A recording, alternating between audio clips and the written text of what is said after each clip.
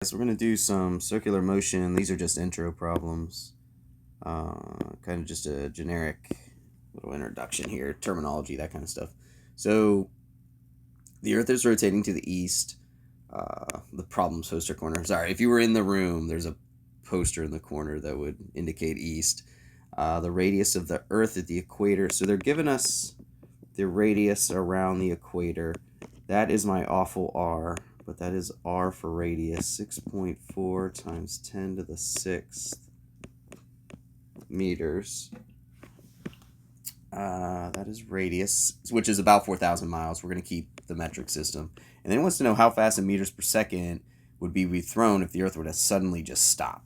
So if the Earth were to just suddenly stop in its tracks. So we're looking for V. Which if this was a linear, if we were going in a straight line motion, it would just be V equals D over T, which is still true for, this is tangential velocity specifically, I should have mentioned that. It's our sideways velocity. So if we were to look down on the Earth, I'm going to draw that over here. If we were to look down on the Earth, as we come around, if we were to get thrown off right here, we would go in a straight line. And then that's what we call the tangential velocity. So I'm going to put a little subscript t here for tangential. Now how we get that vt, that v sub t, that tangential velocity, is it is still distance over time, but for a circle, the distance, your displacement is right. It's a circular path, so it's 2 pi r. And then instead of it's still a time, but it's a specific time. It's the time of one rotation. So instead of doing a lowercase t, we're going to do a capital T. Now this capital T is for period, not tangential. The V with the subscript T is the tangential or sideways. Tangent is just perpendicular to the surface of that circle, tangent to it. The capital T in this equation, though, is the period, the time of one rotation. So we got the equation. So we're just going to plug in our information. We got everything we need. V sub t, you just do 2 times pi.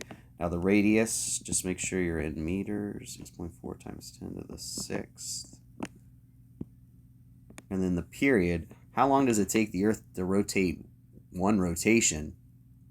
Now sometimes the problems will be specific and tell you exactly what the one rotation is, or they'll be vague and they'll say you make 2 rotations every 8 seconds. Well, if you make 2 rotations every 8 seconds, you're making 1 rotation every 4 seconds. So you'd put divided by 4 down here.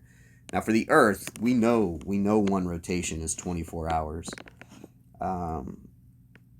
So I am going to take that 24 hours and make sure I'm in seconds. So I'm going to multiply by 3,600 to get it into seconds. And then I'm going to pause, and then we'll do a calculation here to get the answer real quick. So if we plug this in the calculator, we get 465 meters per second. And then the answer there, sig fig wise, it was only 2. So in the answer up above, I wrote 470 meters per second, which is about 1,000 miles per hour. If the Earth were to suddenly stop around the equator, you'd be thrown off at 1,000 miles per hour. Now the second question, so that was part A. For part B, we're going to calculate what we call the centripetal acceleration. And then that's what we call AC. We'll do the equation real quick. Oh, and force. Sorry, we're going to do both real quick. We'll do the acceleration first, though. Centripetal acceleration is AC equals V squared over R. So all we need to do to get AC is take that 465 and divide by the radius, the 6.4 times 10 to the 6th. And then we'll pause again. Let me calculate that. All right, and we get 7.27 times 10 to the negative 5. And then it's acceleration. Centripetal just is the center seeking acceleration, but it's still acceleration units. So it's meters per second squared. And then if we want just the generic, just the centripetal force, well, force is sigma F equals ma. That's true for all forces. We're specifically looking, though, at centripetal. So we're going to subscript it with a C. And then for this one, we we just want to know what the centripetal force is. Gravity is what's causing it, but we're not. It didn't ask that specific. It just wanted to know the overall centripetal force. So we can just leave that alone. So we can come down here. Actually, I'm gonna go to the side here. We can come over here and do MAC. So mass, typical mass. We're gonna average mass 65. Then we take that that acceleration from above. And then we will pause and get that answer.